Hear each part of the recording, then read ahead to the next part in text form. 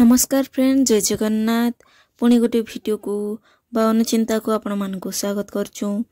आज आम आपण मानक पई किछि महत्वपूर्ण अनुचिंता विषय कहबा को जाउछु, जहा मनीष जीवन पई बहुत हिताधिकारी अटे। एमिति किछि कथा आम शास्त्र गुड़िकरे कहा जाइछि, जहार अनुकरण करिले मनीष जीवन रे उन्नति आसीबार सह सफलता हासिल करिबा बा मनीष जीवन रे एमिति किछि नीति नियम पालन करिबा उचित, जहा द्वारा सबु समस्यार समाधान बा निराकरण होई पारिबो। तेबे आसंतु जानिबा आजिर अनुचिंता विषय। नंबर 1, व्यक्ति सोउथिबा खट तले चपल बा जोता रखिबा उचित नुहे। एहा द्वारा गृहर मंगल बा अमंगल होइथाय। गोटिए हाथ उठाई कौनसी व्यक्ति को बा भगवान को प्रणाम करिबा उचित नुहे। सर्वदा हाथ जोड़ी नमस्कार करंतु। जदि आपण कौनसी व्यक्ति सह अछंती तेबे तांको मुंड नुआई नमस्कार करंतु।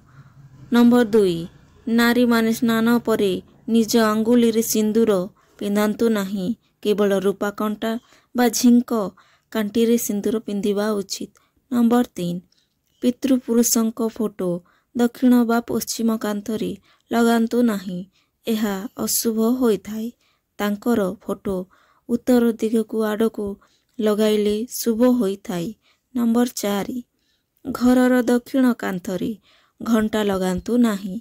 कौनसी खराब होइथिबा घंटा घरे लगांतु नहीं। घंटार समय सर्वदा को रखंतु। घरर आलमीरा मोहरु दक्षिण दिग को रखंतु नहीं। एपरि करिबा द्वारा घरे कहार स्वास्थ्य खराब होइथाय।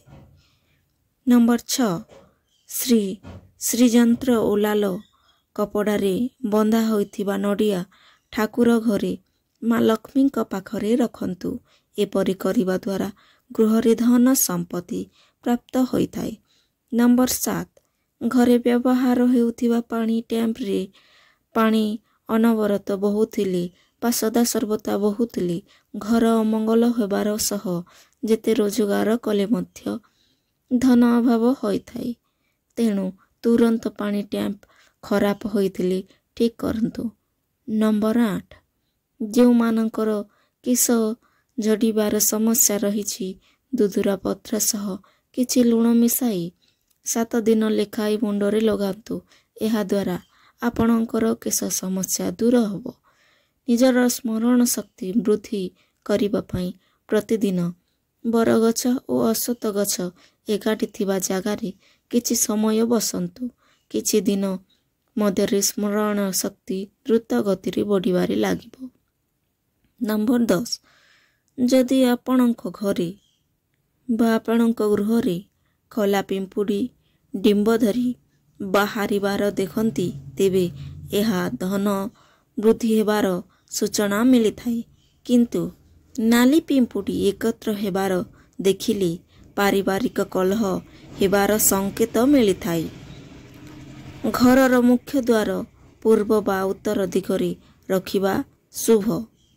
घर निर्माण पूर्वरु भूमि पूजा करिबा शुभ। पूर्व दिगरे प्रवेश द्वार रखिले सूर्यंक किरण घर को आनिबो। मुख्य शयन कक्ष दक्षिण पश्चिम कोणरे रखिबा उचित। रोषेई घर दक्षिण पूर्व कोणरे रखिबा उचित एवं रोषेई करिबा समय रे पूर्व आड़ को मुह रखिबा उचित। टॉयलेट बा गेस्ट रूम उत्तर पश्चिम कोणरे रखिबा उचित। पूजा घरर उत्तर पूर्व कोणरे रखिबा उचित। शयन कक्ष र बड़ आलमीरा रखिबा उचित नुहे।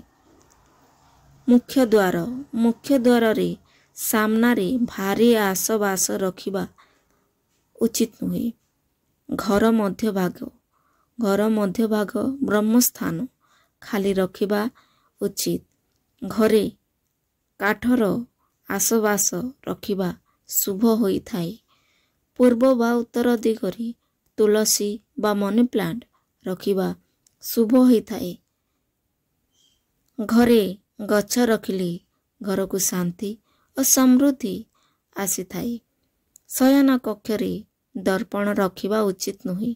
जदि दर्पण रखुचंती ताहेले रात्र समय रे से दर्पण रे गोटे कपड़ा ढांकी दियंतु।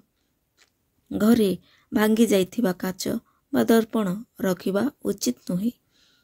घर को सब बेले परिष्कार रखिबा उचित।